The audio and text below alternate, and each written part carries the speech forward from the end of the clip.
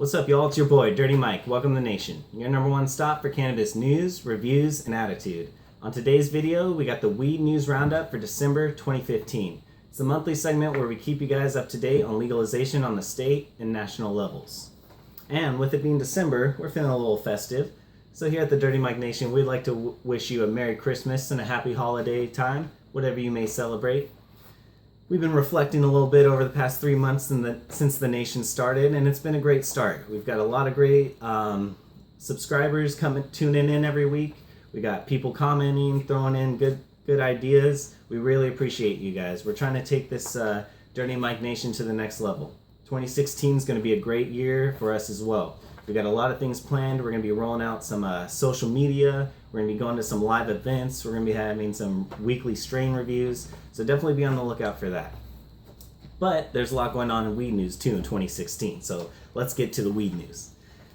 Let's see here. First order of business. Massachusetts looks like they're heading towards legalizing recreational weed in 2016. They got an act called the Campaign to Regulate Marijuana Like Alcohol.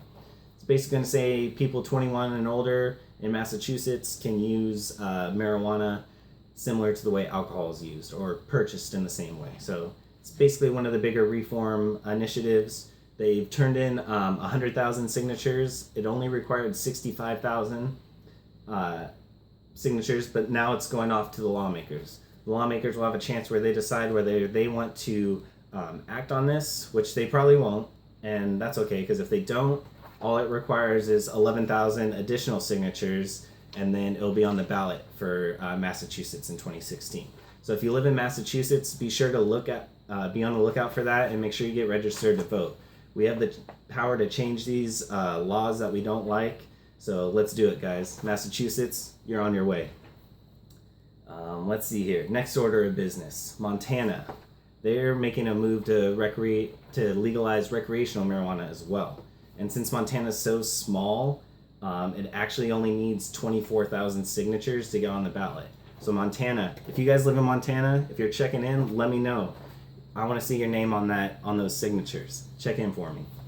Or also, if you guys know anyone in any of these states, be sure to go out and share this video with them, because if they don't know, how are we going to get these laws changed? And I feel like we get so busy during our daily lives paying bills and running around doing things that we don't really have time to pay attention to what the government's doing. So I hope these segments can kind of almost be like an update for people who don't have time. So be sure to share with your friends.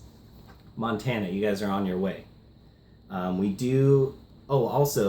Next order of business, Nebraska, a Nebraska state senator by the name of Tommy Garrett just made a proposal for basically a CBD-only medical marijuana plan where CBD oil could be vaped or taken internally, but it's kind of like a no smoking. I don't think there's going to be like THC or flower plant material that you actually smoke. So they basically want to keep it like a CBD oil and vaping only medical marijuana law, which is great.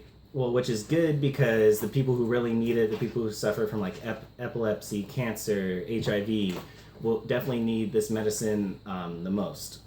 So it's a step in the right direction. I know change takes time, and slowly but surely we'll all get there where we can enjoy just a plant that grows from the ground. But I mean, with that said, there are people who suffer debilitating diseases or whatnot that they really need this, it needs to be on the forefront. So it's good that Nebraska is taking those steps to get the patients who need the medicine the most there. And then also, Washington, D.C., if you guys live in the District of Columbia, for a while they had a banned consumption in private businesses. So if you had like a cannabis club or like a dispensary or something, you're not allowed to consume medicine in there. And it's set to expire in January. So people are kind of wondering what's going to happen. The council, though, is considering adopting it on a permanent basis to ban consumption in private businesses. And I honestly think this is kind of ridiculous. It's as marijuana is getting legalized, we're letting people we need to let people consume it in public. We need to be able to go out and enjoy time with our friends. What kind of message are you sending to us when you're saying, oh yeah, you guys can use it, but you can't use it in public. You have to be hidden in your house. You have to be away where people can run out to bars and drink themselves silly, and that's perfectly okay to do in public, but we can't, smoke in public.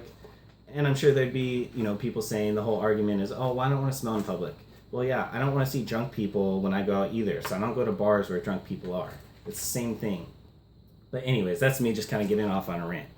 So let's hope that DC it'd be cool to actually be able to go to the city's capital and be able to enjoy a joint and then walk around and see some of our landmarks as opposed to getting in trouble for it. So let's hope DC figures that out. And then also, I think if you guys remember, we talked about the California Reform Initiative about a month ago. It was an initiative to get legalization in California. It turns out that actually 6 members who were supporting it dropped out of that, and they're changing their allegiance to this guy, Sean Parker. If you don't know who Sean Parker is, he's a tech company billionaire who founded Napster. If you guys remember from back in the day when we used to download all those songs. Yeah, he was the one who started Napster. But he's a tech company billionaire now, and he's leading the Adult Use of Marijuana Act, which seems to be like it's going to be the California measure, or the only measure that's going on the ballot in California. Seems like the California Reform Initiative that people are dropping out in to support the Adult Use of Marijuana Act. It seems that's starting to get more support, and that will be getting pushed towards the ballot. I've read a lot of things that people say with the initiatives, when there's multiple ones going on, they tend to want to drop off one of them so they could have everyone supporting one main initiative as opposed to having 2 initiatives go to the ballot and people being confused and not really voting. So that's what's going on with California. I updated you guys on a few other things in the different states, what's going on as well. Be sure, like I said, if you guys know anyone who lives in these states, be sure to share with them and keep them updated, because if we're not updated on the laws and what's going on, then we can get in trouble. This is Dirty Mike for the Nation, reminding you to subscribe and tell your friends if they could get an education. Zip, peace.